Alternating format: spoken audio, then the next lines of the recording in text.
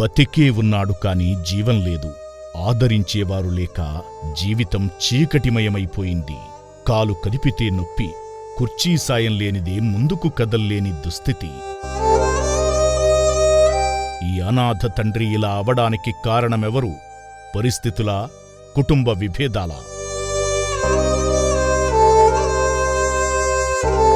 నాన్నను నడి రోడ్డుపై వదిలేసిన ఈ పాపం ఎవరిది? ఈ పెద్దాయనకు ఎంత కష్టమొచ్చిందో పాపం.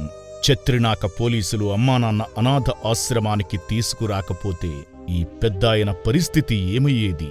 నా పేరు ప్రవీణ్ కుమార్. నేను చెత్రినాక పిఎస్లో విధులు నిర్వహిస్తున్నాను. పెట్రోలింగ్ చేస్తున్న భాగంలో గుర్తు తెలియని వ్యక్తి అనాథాన్ని గుర్తించిన తర్వాత మా ఇన్స్పెక్టర్ సారు అమ్మానాన్న అనాథాశ్రమానికి ఇతన్ని తీసుకెళ్ళి అడ్మిషన్ చేయించమని చెప్పడంతో మేము తీసుకొని వచ్చాం సార్. నేను మసీద్ ముందు మాకు కనిపించాడు.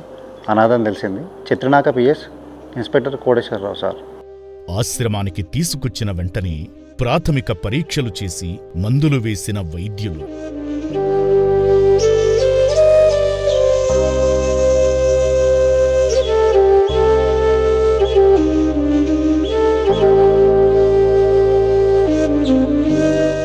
కుటుంబంతో కలిసి ఇంట్లో ఉండాల్సిన వయసులో ఇలా ఒంటరిగా మిగిలి ఆశ్రమానికి చేరిన పెద్దాయనకు మాసిపోయిన జుట్టు గెడ్డాలు కత్తిరించి ఒంటికి పట్టిన మట్టిపోయేలా శుభ్రంగా స్నానం చేయించారు ఆశ్రమ సిబ్బంది.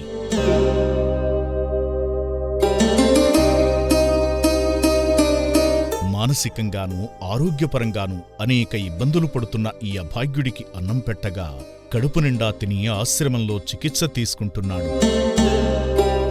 ఈ అభాగ్యుడి గురించి తెలిసినవారు ఆశ్రమానికి వచ్చి తీసుకువెళ్లగలరని మనవి చేస్తున్నాం.